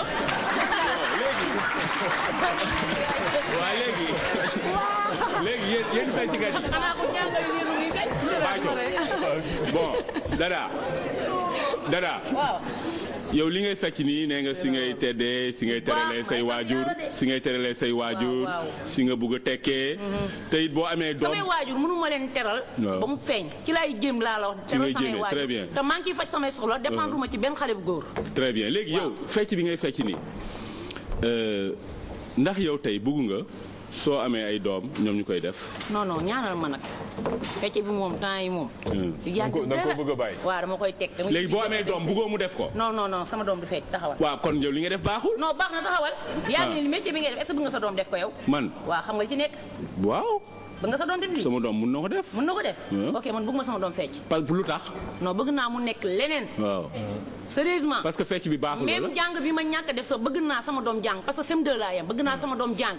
ku nekk boo sañoon sa doom moo lay gën. mais bëggoo mu def ni muy def. non non Mbacco yow am nga jëkkër. parce que dëkk bi day gën a métti. mais yéen fecckat yi kenn amu si jëkkër lu tax. waaw yow jëkkër kenn lambul na. Tunkara danga may wax fan la jëkkër nekk ci boutique ñu dem jëndi ko. non non.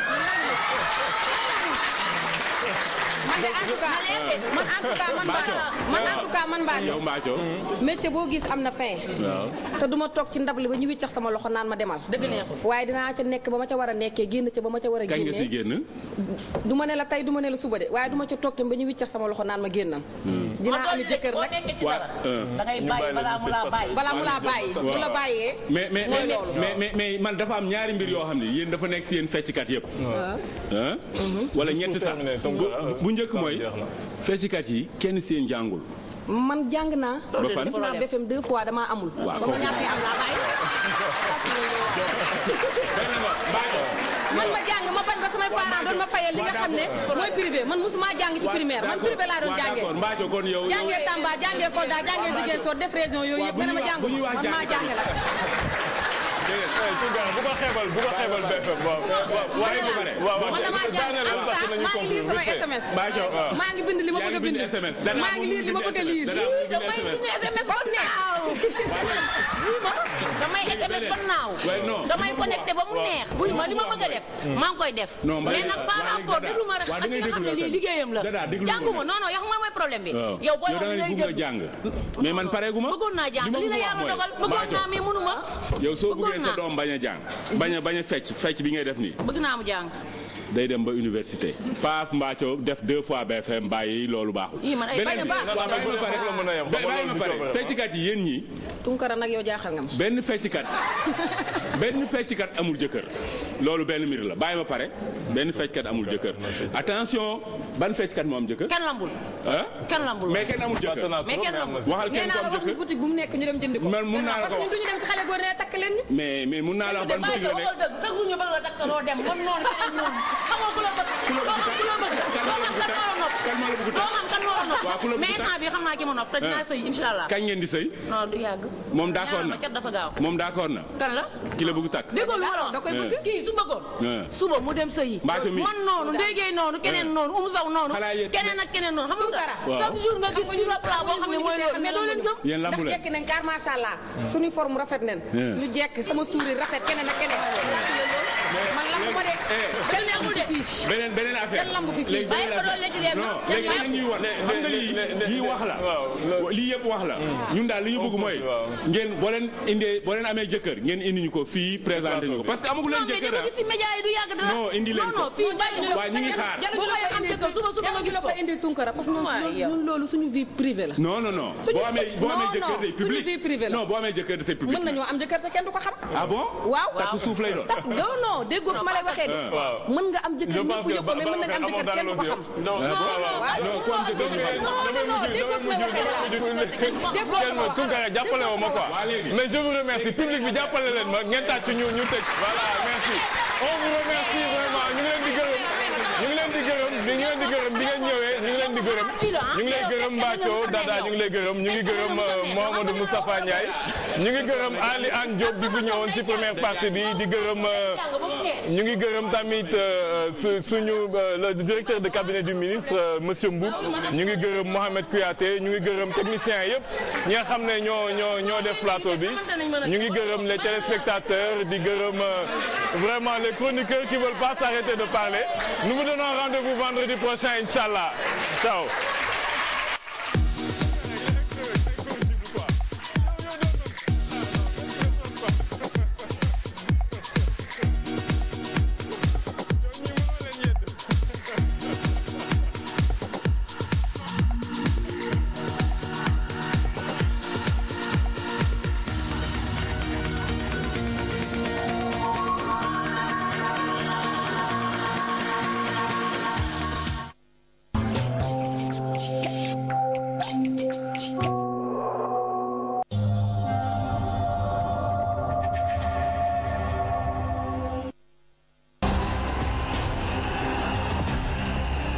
combat la boo xamante ni nii El Hadji Bécaye Mbaye lañ ko tudde bu boobaa maa ngi woo Sénégal yëpp ñu teew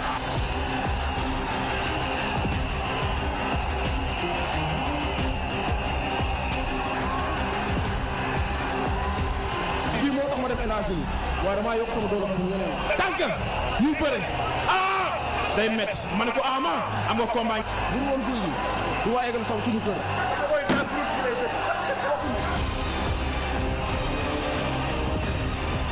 drapeau El Hadji Bécaye Mbaye.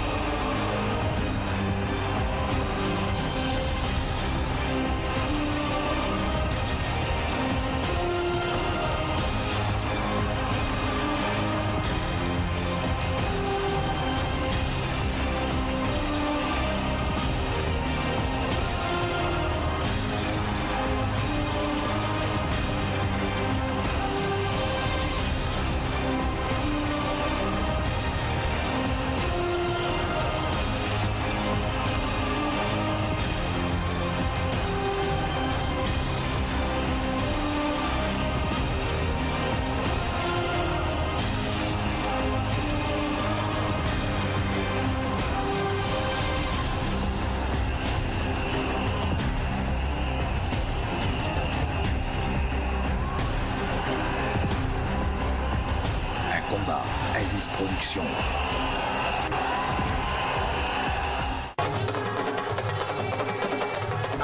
mbokk yi le 28 mai la nu wax mu di gala de lutte fan lay amee ci stade Iba Mar Diop préfet bi lan la xanaa wari mel ni Pape Abdou Fall ni damay bégal samay sponsor dama leen di bégal ndax ñoo ma jàppale woon grand combat bi mu ne Tyson 2 bu écurie Tyson nga xale bi amateur yi wër Tyson 2 kan lay bëreel ku am expérience ci wàllu bëri mu di fii ci seen école de lutte Mor Fadam lamb jàngi noonu waaye nag jekk li bu écurie xam sa cosaan dina ko bëree ak Nandi Fall bu Grand Yoff mbooloo armée bu benn baraak mook Zos 3 bu centre Jacques Chirac ñoo koy bëri Tafa Leer mel ni Tafa Leer borom drapeau yi bu Bawol mbooloo mooy bëri ak kilo mburu tay singa la ne dama ne lamb jàngi noonu xaritu yaayam bëgg yaayam mooy dajeek ndombul bu Yoof écurie Mboor ñing mbokk yi lamb jàngi noonu Pape Abdou Fall bu doon lamb joo xamante ni moom ak 2STV bi ñoo koy bokk boobaak léegi Pape Abdou Fall di tëgg ay lamb yoo xamante ni ku ko seetaan sa xol seen dama ne sponsor yi Waari Jojo meuble et électro seen autozone port automobile kon mbokk yi bis bi benn rek la le 28 mai la gala de lutte la stade Iba Mar Diop grand combat Tyson 2 Tyson ak kan 55 école de lutte Mor Fadam bu kenn fàtte ni na ñëpp teew lii mooy bëri ak 2STV.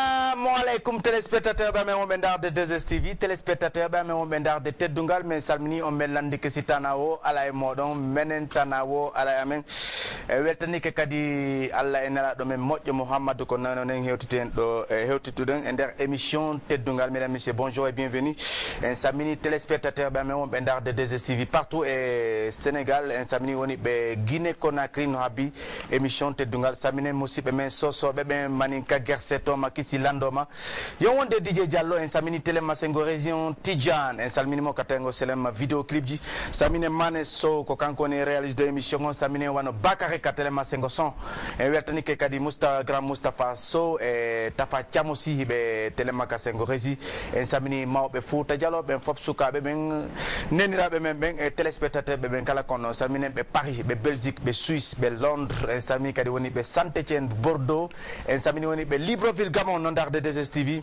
en samini kadi woni ɓe Burkina Faso en samini woni ɓe Nigeria e Niger en samini woni ɓe Guinée équatoriale en samini kadi woni ɓe Mauritanie en samini woni ɓe Gambia Serekunda en weltani que téléspectateur ɓe men fof waddi bàyyi xel bu baax a baax suñu mbokk sénégalais ñuy seetaan fii ci teddungal dasatake rondete allez sans plus tarder miɗo jogui noon arte invité jo mais mi aro e mum so tun DJ Diallo jooɗi ke ɗo e nder 2STV haɗa yo gandi ambiance on ko jinna mo nosata ko bobo allez e yeyndare nene galle lega ok mo son kala fanjo lega ba woko seleli senday goreɓe ɗo e nder 2STV son falama noddude men on waɗe 33 841 09 31 si tawi on jooɗi Guinée Conakry son jooɗi Sénégal waɗon honno de woko 88 628 waɗon 69 69 seleli senday goreɓe man